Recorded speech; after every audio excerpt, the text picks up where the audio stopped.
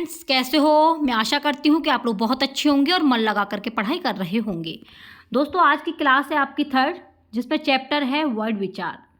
तो फ्रेंड्स, अगर आप यूपी टेट की तैयारी कर रहे हैं, चाहे सीटेट की कर रहे हैं, चाहे आप टीजीटी या पीजीटी की तैयारी कर रहे हैं और जिनका विषय संस्कृत है और संस्कृत से जिनको डर लगता है, तो दोस्तों आपकी बिल्कुल जीरो से तैयारी कराई जा रही है। आपको करना क्या है, अपने हाथ में एक कलम लेनी है और एक बुक लेनी है, नोटबुक। बस जैसे मैं बता रही हूँ वैसे आप लिखते चलें, क्योंकि नोट्स अगर आप बना लेते हैं तो आप और संस्कृत की तैयारी अपने नोट्सों के माध्यम से बिल्कुल फ्री में कर सकते हैं। तो आज का टॉपिक क्या है आपका? वर्ड विचार, और बहुत ही अच्छी तरीके से समझेंगे जो आपकी आसानी से समझ में आ जाएगा। तो फ्रेंड्स, सभी टेट के लिए, चाहे सुपर टेट हो, सभी के लिए ये क्लास महत्वपूर्ण है। और दोस्तों, व्हाट्सएप से जुड़ने के लिए आप लोग इस नंबर को ज़रूर सेव कर लेना, ठीक है। इस पर कमेंट कर सकते हैं अगर कोई भी दिक्कत होती है संस्कृत से संबंधित। तो दोस्तों देखिए, माहेश्वर सूत्र, इससे पहले जो हैं, जो क्लास हुई हैं जिसमें आपको माहेश्वर सूत्र करा दिए गए हैं, प्रत्याहार करा दिए, 2 क्लास आपकी हो चुकी हैं। आज आपकी कौन सी थर्ड क्लास है जिसमें आप पढ़ेंगे वर्ड विचार, ठीक है। क्या पढ़ेंगे? वर्ड विचार पढ़ेंगे। अच क्या होता है, ठीक है। आप कमेंट बॉक्स में बताना अच क्या है, क्योंकि सबसे पहले आपको बता दिया है कि अच होता क्या है। और सल में कितने वर्ड आते हैं शल में। अगर आपको संस्कृत का अनुभव है और आपने वीडियो को देखा है तो इन दोनों क्वेश्चनों को आप कमेंट बॉक्स में ज़रूर बताना कि अच किसे कहते हैं और शल में कितने वर्ड होते हैं, ठीक है। तो आज के टॉपिक की ओर चलते हैं। टॉपिक है आपका वर्ड या अक्षर। तो वर्ड किसे कहते हैं? तो वर्ड कहते हैं, संस्कृत में इसकी परिभाषा है न क्षरति अक्षरः। न क्षरति अक्षरः। न माने क्या होता है? नहीं। क्षरति माने नाश या विनाश, और अक्षर माने अक्षर, जिसका विनाश नहीं होता हो या जो ख़त्म नहीं होता हो या जिसका नाश न हो या विनाश न हो, वो आपका क्या कहलाएगा? अक्षर। समझ में आ रहा है? जैसे जैसे है वैसे वैसे आप लिखते रहिए। पीडीएफ भी आपको मिल जाएगा। पीडीएफ प्राप्त करने के लिए आदर्श कैरियर क्लासेस टेलीग्राम से जुड़ जाना, वहाँ पे मिल जाएगा। और जितना हो आप खुद लिखें, ठीक है। स्क्रीनशॉट लेते चलें और लिखते चलें। तो वर्ड या अक्षर का क्या मतलब है? वर्ड कोई अक्षर बोलते हैं तो क्या होता है ये?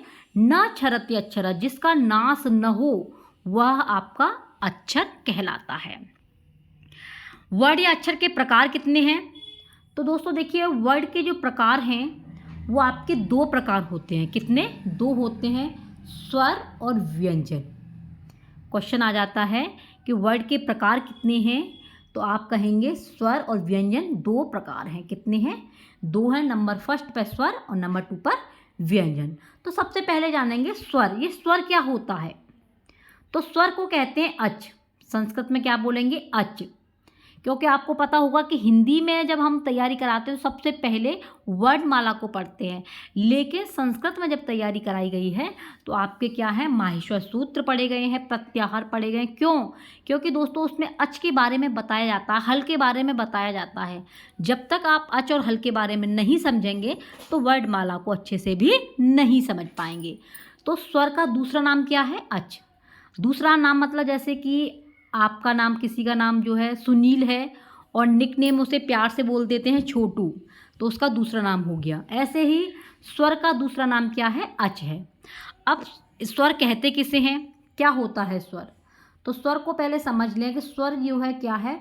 स्वर जैसे अ है तो अ में जो है कोई भी मिलावट नहीं है, स्वतंत्र है बिल्कुल। तो ये हो जाएगा आपका स्वर।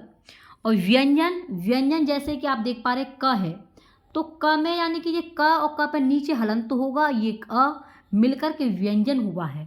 तो बात करेंगे कि स्वर कहते कैसे हैं। तो स्वयं राजन्ते इति स्वरः। स्वयं राजन्ते इति स्वरः।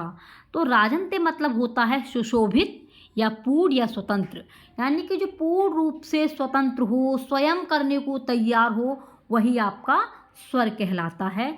जो स्वतंत्र होता है, जो किसी की सहायता नहीं लेता, वो क्या है? स्वर है, ठीक है। जैसे अ आपका क्या है? स्वर है। ये किसी की सहायता नहीं लेता, तो अ क्या है? आपका स्वर है, ठीक है। अब बात करेंगे आपके अच। अच क्या है? वही स्वर है, ठीक है। इधर अच लिख दिया है तो आप कंफ्यूज मत हो जाना। अच को क्या कहेंगे? स्वर। तो ये अच जो है कितने होते हैं, तो अच की संख्या दोस्तों 9 है।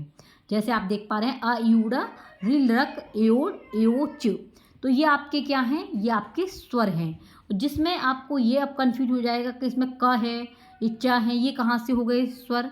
तो फ्रेंड्स देखिए, जे अ ई उ री, अ ई उ री ल ए ओ और आई औ, ये आपके स्वर हैं। तो स्वरों की संख्या आपकी 9 है। जब भी संस्कृत में बात स्वर की चले तो आपको क्वेश्चन में आ जाएगा कि स्वरों की संख्या कितनी है, तो आपको 9 ही मारनी है। और ये भी क्रम से याद रखना है कि अ ई उ ऋ ल ए ओ ए आई औ, ये ऐसे भी क्रम याद रखना चाहिए। अ ई उ ऋ ल ए ओ आई औ। स्वर वर्णों को कितने भागों में बांट सकते हैं, तो स्वर वर्णों को हम 2 भागों में बांट सकते हैं। कितने को, जो स्वर होते हैं इन स्वरों के भी भाग होते हैं, तो वो कितने भाग हैं, 2 हैं, मूल स्वर और आपके संयुक्त स्वर। मूल स्वर कितने हैं, तो मूल स्वरों की संख्या आपकी 5 है, अ ई उ ऋ ल। ये अक कहलाते हैं। क्या कहलाते हैं, अक कहलाते हैं। जैसे कि आप देख पा रहे हैं, जब प्रत्याहार बनाते हैं तो ये पीछे वालों को छोड़ देंगे, तो इसमें अक पूछा है, तो ये आपकी संख्या कितनी हो गई, अ ई उ ऋ ल, तो ये 5 हो गई। तो ये 5 आपके क्या हैं, मूल स्वर हैं, और अक को क्या कहेंगे, मूल स्वर। ये भी आप नोट कर लेना, क्योंकि छोटी छोटी चीज़ हमें नंबर दिला देती हैं, और छोटी छोटी चीज़ों को अगर आप इग्नोर कर देते हैं तो एक नंबर से भी पेपर हमारा रह जाता है, इसलिए आप लोग जो है लिखते चलें। दूसरा है आपका संयुक्त। संयुक्त और दूसरा नाम भी है इसका मिश्रित स्वर। संयुक्त कह लीजिए या मिश्रित स्वर कह लीजिए, बात एक ही रहेगी। तो संयुक्त स्वर हैं आपके ए ओ आई औ, ये इनकी संख्या 4 है। कितनी है, 4 है। मूल स्वर की संख्या 5 है और संयुक्त स्वर की संख्या 4 है। तो ए बना है आपका अ जमा ई से, ओ बना है अ जमा उ से, और आई बना है अ जमा ए से, और औ बना है ए अ प्लस ओ से। ये भी आप नोट कर लेना। तो मूल स्वरों की संख्या 5 और संयुक्त स्वरों की संख्या आपकी 4 है। ये बने कैसे हैं, ये भी आप स्क्रीनशॉट ले लेना और लिख लेना, ठीक है। नेक्स्ट है स्वर के प्रकार। तो स्वर के कितने प्रकार होते हैं, तो स्वर के दोस्तों देखिए 3 प्रकार होते हैं। स्वर के, बात स्वर की चल रही है, तो आपका हिरस्व, दीर्घ और प्लुत स्वर। तो हिरस्व स्वर किसे कहते हैं दोस्तों, हिरस्व स्वर एक मात्रिक स्वर है। देखिए आप टेट की तैयारी कर रहे हैं, चाहे सुपर टेट की तैयारी कर रहे हैं, तो बहुत ही महत्वपूर्ण क्लास है ये, ठीक है। आपके बिल्कुल शून्य से स्टार्टिंग है। जिनको संस्कृत से डर लगता है तो बिल्कुल डर आपके अंदर से निकल जाएगा। तो हिरस्व स्वर मतलब होता है एक मात्रिक स्वर, जिसमें एक ही मात्रा कम समय लगता हो। दीर्घ स्वर जिसमें द्विमात्रिक स्वर यानी 2 मात्राएं थोड़ा सा अधिक समय लगता हो। और तीसरा है आपका प्लुत स्वर। प्लुत स्वर मतलब त्रिमात्रिक स्वर, जिसमें यानी कि अधिक आवाज़ निकलती हो, अधिक समय लगता है, वो आपका क्या कहलाता है, प्लुत स्वर। तो स्वरों की संख्या कितने हैं, स्वर 3 प्रकार के होते हैं, हिरस्व, दीर्घ, प्लुत। जिसमें कम समय लगता है वो आपका हिरस्व है, जिसमें अधिक समय लगता है वो दीर्घ है, और सबसे ज़्यादा स्वर लगता है, समय लगता है, वो आपका प्लुत स्वर है, जिसे त्रिमात्रिक स्वर भी कहा जाता है।